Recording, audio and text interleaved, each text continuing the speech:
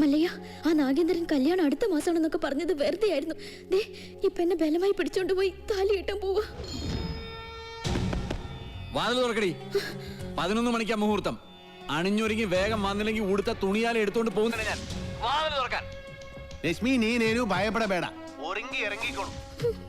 അവൻ നിന്റെ കളത്തിൽ താലി കെട്ടില്ല. ധൈര്യമാക്കിരോ. സോറി.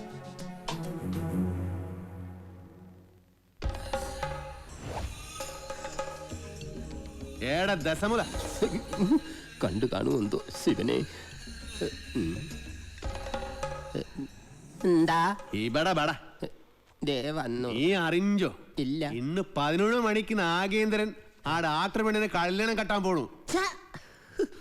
ഇനി നമ്മൾ എന്ത് ചെയ്യുമല്ലയ്യ? നീ ഒന്നും ചെയ്യണ്ട, നാ ചെയ്തു.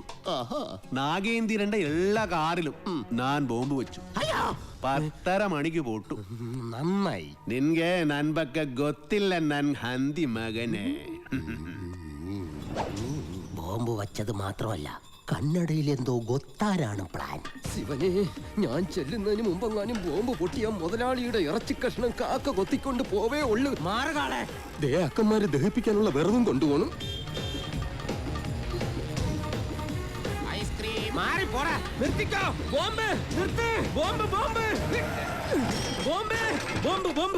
മുതലാളി ഇറങ്ങി വന്നേ. എല്ലാ കാറിലും മല്ലയ്യ ബോംബ് വെച്ചേക്കാ.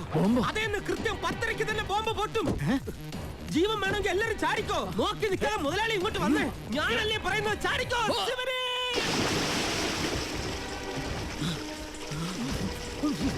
തലയിലേക്ക് ചാടല്ലടാ. ഇപ്പൊ പൊട്ടു മുതലാളി, വെയിറ്റ്.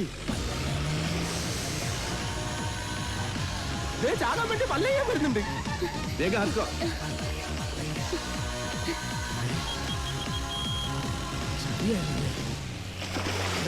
പത്ര കഴിഞ്ഞ് ഇനി നമുക്ക് വെള്ളത്തിൽ നിന്ന് കയറാം. കൊല്ലൂടാ നിന്നെ ഞാൻ.